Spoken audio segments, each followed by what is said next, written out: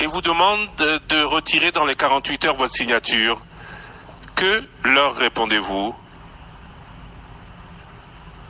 Bien, d'abord, avant toute chose, je voudrais dire, ou rappeler plutôt à la base, que si je suis allé à Genève, c'est quelque part avec son aval, parce que justement, il était question à Genève de trouver un accord sur la désignation d'un candidat commun.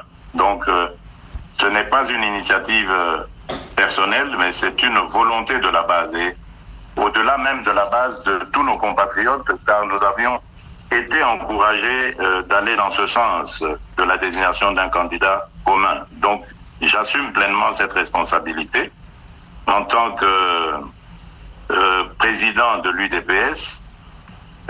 Et je n'oublie pas non plus qu'il y a ce devoir de redevabilité. Et justement, c'est à partir de cela que je me suis rendu compte que l'acte que nous avons posé à Genève n'a pas du tout été compris par notre base et au contraire même a été rejeté. Par conséquent, je pense, et j'assume ce que je dis, je vais me retirer, je retire ma signature au nom de l'UDPS de cet accord que nous avons signé à Genève hier dimanche 11 novembre.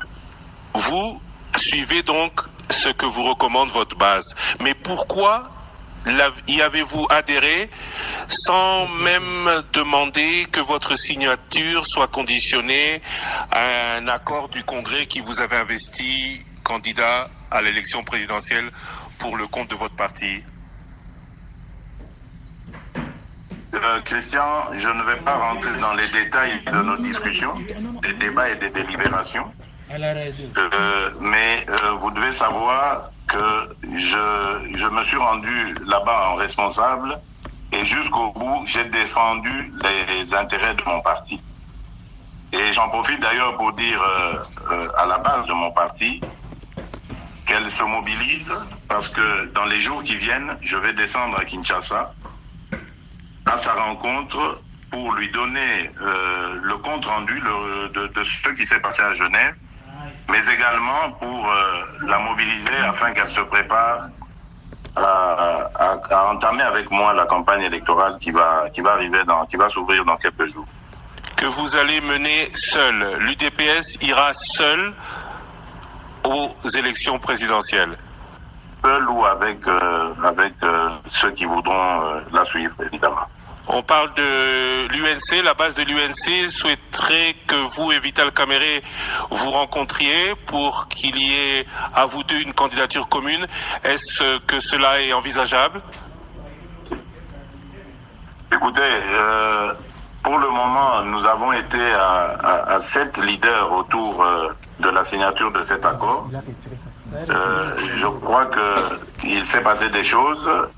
C'est à chacun, évidemment, des leaders de se comporter en fonction de ce que son parti va décider. Donc, à mon avis, c'est encore prématuré d'aller sur la conclusion d'un tel arrangement.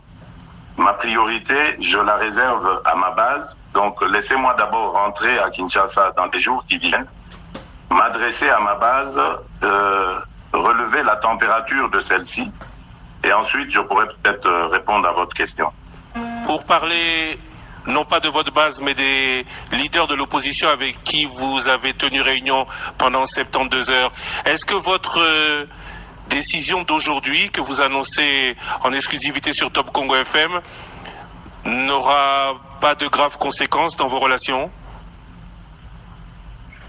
Mais écoutez, j'ai dit que je l'ai fait en âme et conscience lors de la réunion dont vous parlez, des 72 heures. Ici aussi, vis-à-vis de ma base, je vais le faire en âme et conscience. Un parti politique, c'est d'abord sa base. Et je dois rendre à l'histoire le fait que la base de l'UDPS est le moteur même de notre parti. On ne peut pas se dire leader à l'UDPS sans avoir l'adhésion de la base. Tout mon engagement, tous les sacrifices que j'ai consentis au cours de ma vie politique, je l'ai fait pour et au nom de cette base. Je ne peux pas aujourd'hui me permettre d'être ou d'aller en contresens avec par rapport à cette base, sinon alors je signerai la mort politique. Les leaders, les amis auxquels vous faites allusion, je suis sûr qu'ils le comprendront parce qu'ils savent de quoi nous avons parlé et je n'ai aucune inquiétude vis-à-vis de cela puisque je vous l'ai dit, j'assumerai toutes les conséquences de ce que je viens de dire. Monsieur Félix Tshisekedi, je vous remercie. Merci, Christian.